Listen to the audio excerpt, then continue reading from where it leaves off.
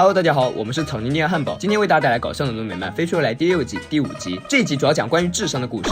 百万富翁知识竞赛，顾名思义，冠军将获得100万。弗赖作为参赛选手，凭借着不怎么聪明的头脑，在第1题就被刷了下去。小伙伴们纷纷嘲笑他，教授则直接动手。看着弗赖深受打击，他决定再给他沉重一击。接着，两人来到一间房，这里有很多著名人物的雕像，如欧几里得、哥白尼和教授的毕生偶像达芬奇。达芬奇是史上最伟大的艺术家和发明家。教授作为他的迷妹，收集了很多他的相关物品，甚至在器官拍卖会上花大价钱买下达芬奇的胡子。不料弗赖一个喷嚏就让达芬奇的胡子随风飘散，只留下一张纸，而纸上画的正是传说中达芬奇的失落发明。教授说，纵使很多学者看过此物，但他们也不知道它有什么用。弗赖却异想天开，觉得自己能弄明白。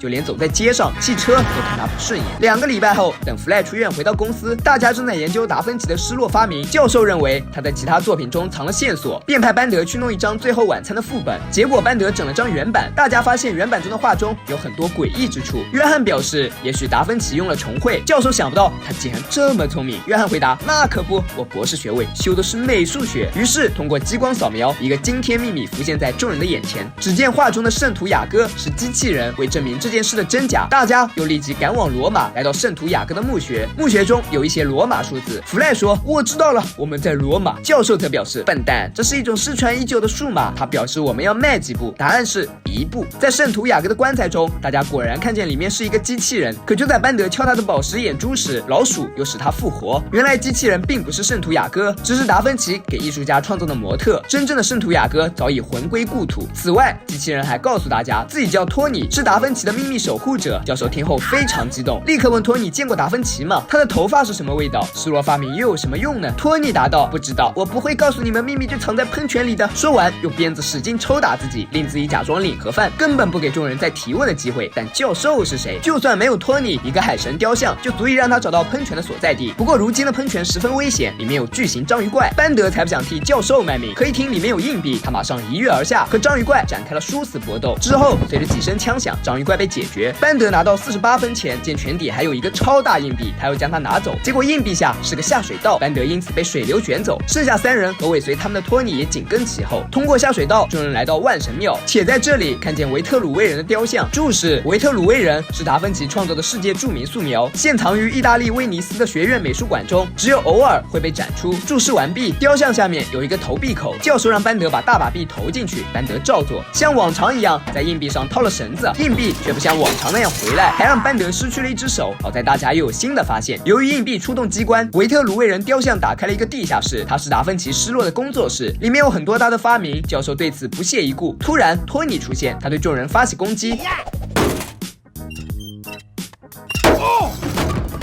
他只好告诉大家这些发明可以组装，然后继续装死。教授用实践证明他所言不假，并发现该发明是一个飞船。弗赖本想爬上飞船玩玩，不料竟然在莉拉和班德的助攻下，同教授被送向了太空。1个月后，飞船降落在芬奇星球上。芬奇星球是达芬奇的故乡，因为他只是地球的一个访客。如今他没有去世，而是回到了家乡。至于达芬奇为何要去地球，主要原因是芬奇星球上的人都很聪明，这里犹如一个巨型的大学。平时人们都把闲暇时光花在数学馆里，和他们相比，达芬奇就像是地球上的弗赖，他经常被嘲笑，于是便去了地球。然而被更蠢的地球人包围，同样让他忍无可忍。唯有发明使他快乐，但他又弄丢了心血之作的图纸，那个图纸就是教授找到的失落发明。弗赖把它还给了达芬奇。就这样，两人开始按照图纸搞发明，教授则在上高数课，这里的高数难度非常大，一个圆锥曲线便把一向聪明的教授弄得无地自容。不久后，达芬奇的失落发明完成，他邀请所有人到会场观看，人们却依旧嘲讽他。而达芬奇的失落发明是一个末日机器，一直以来他早就受过了人们对于他智商的嘲笑，因此才会专门发明该机器，用它来消灭让自己感到自卑的人。教授理解他的感受，高数课让他备受打击，他毅然加入达芬奇的消灭行动。唯有弗赖不想与他们同伙，要不是达芬奇骗他说失落发明是冰淇淋机，他压根不会帮他。为了弥补过错，他用自己的身体摧毁了末日机器。至于达芬奇，他最终倒在了自己的发明下。最后，弗赖和教授坐着之前的飞船回家。经过此事，教授也明白不该嘲笑弗赖的榆木脑袋，他向弗赖道歉。弗赖表示没关系，俺可能不灵光，但俺心肠好了，没没错，在浩瀚的宇宙之中，没有人是最聪明的。尽管在地球上，教授算得上是最聪明的人，也发明过很多令人震撼的东西，可在芬奇星球上，他连最普通的高数课都听不懂。正所谓人外有人，天外有天，因为世界上总有人比你还要聪明，所以知足才能常乐。即使和教授比起来，弗莱的智商算得上是负数，甚至比一般人还要笨。但就算常常被人嘲笑，他也依然保持着善良，这才是一个人最可贵的品质。而达芬奇和教授虽然有着不同于常人的智慧，却接受不了常人的打击。一个人站在山顶太久，往往会忘记山下的美景，忘记登山的艰辛。本期视频就到这里了，喜欢的小伙伴别忘点赞、评论、加关注，咱们下次再见，拜拜。